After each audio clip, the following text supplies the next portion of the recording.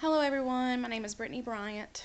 Um, I'm doing a video on idiopathic intracranial hypertension, or some know it as pseudotumor cerebri. I was diagnosed in January of 2012, following a miscarriage on December 30th, 2011. Um, I went for a normal, everyday visual test because I noticed my vision had gotten worse, and I drove a daycare bus, so I was kind of concerned. So I went, and he did the regular, normal vision test that you would have done, and my vision was bad enough it needed glasses. I'm not exactly sure what the prescription is for my glasses, but it's pretty bad. Uh, he then looked at my optic nerves, somehow using some kind of camera, took pictures. And when he looked at them, he said the first thing that came to his mind was wow. He immediately wanted me to look at what a normal optic nerve would look like and what my optic nerve looked like. Mine was severely swollen, um, compared to the other. He immediately told me he wanted me to go to this was my optometrist, I'm sorry. He wanted me to go see an ophthalmologist that week. So he sent me, and before he left, he said it could either be a brain tumor and my mouth dropped open, or idiopathic intracranial hypertension. So, of course, you automatically assume the worst. Um, I immediately thought I was dying of a brain tumor. But that wasn't the case. So, anyways, went to the ophthalmologist. He checked my eyes, did the visual field testing to see about my peripheral vision and all that. It came back abnormal. He was trying to explain it to me. My brain doesn't really soak in all this information like it should. Um, he immediately sent me to a neurologist, Dr. McDonald, over in Gainesville. I live in Gainesville, Georgia. Um, he immediately wanted to do a lumbar puncture.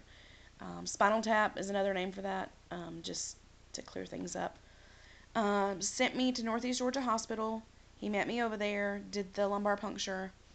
I cannot remember for the life of me what exactly my opening pressure was, but he screamed when he got the needle in because he said the fluid shot out over the little thing that they use, manometer, I think it is, or something. Not really sure. Don't hold me on that. But he immediately put me on 1,500 milligrams of Diamox every day. Side effects from that is crap. You can't drink Coke, which I'm okay with not drinking Coke, but um, it tastes like absolute crap. It makes my food taste gross. Since then, I have moved up to 4 grams of Diamox a day, which I think is like 4,000 milligrams. I'm not exactly sure how they do that. Maybe only 3. I know it's 4 250 milligram pills 3 times a day. Um, after all that, the first LP and the medication he gave me, we tried several medications. They wouldn't work. So he sent me to a neurosurgeon, which is Dr. Mahana, who is over in Gainesville as well. Can't stand him, just by the way. He immediately wanted me to have an LP shunt placed, said that he could not do a VP shunt because my ventricles in my brain were too small. So he sent me for an LP shunt, and he said he was sorry that most of the time that these failed, so just to look forward to several surgeries, which I was not excited about. I went in thinking that this was going to be an easy surgery, and I was wrong. He had me schedule surgery for June 1st. I went to see him like May the 28th, and May the 28th, and he had me in for surgery June 1st. Went in, had that surgery done. Miserable surgery, miserable recovery. I mean, I was absolutely just in so much pain, it was ridiculous. He actually had to cut my vertebrae in my spine in half, 2 of them, because he couldn't get the shunt tubing in. Um, I'm going to explain a little bit what an LP shunt is in case people don't really know.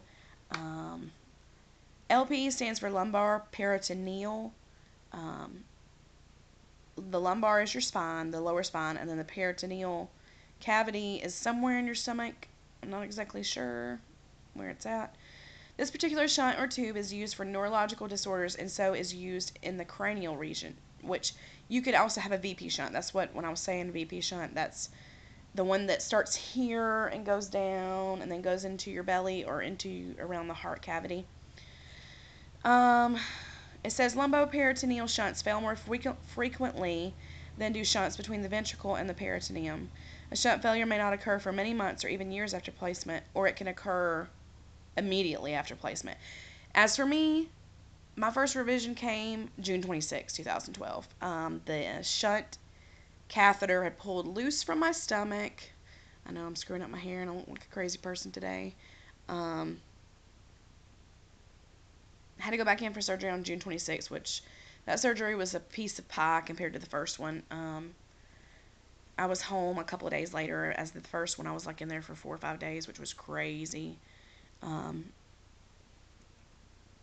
Now the shunt's not working again. So I went for my MRI yesterday, and they gave me some good stuff, some Valium, so I was feeling pretty good because I'm claustrophobic, so I wasn't too bothered by the tube that I had to get into. I go to Emory Neuro-Ophthalmology May the 9th to find out what I'm supposed to do. I've also had another LP lumbar puncture done just last Tuesday, which was the 2nd, I believe, of April. He couldn't get in, couldn't get any fluid off because my anatomy has changed since my first surgery. Go figure.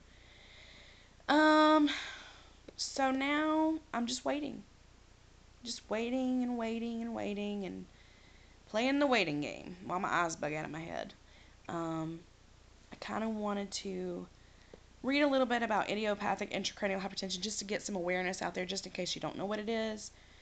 It's also called sometimes by the older names benign intracranial hypertension or pseudotumor cerebri.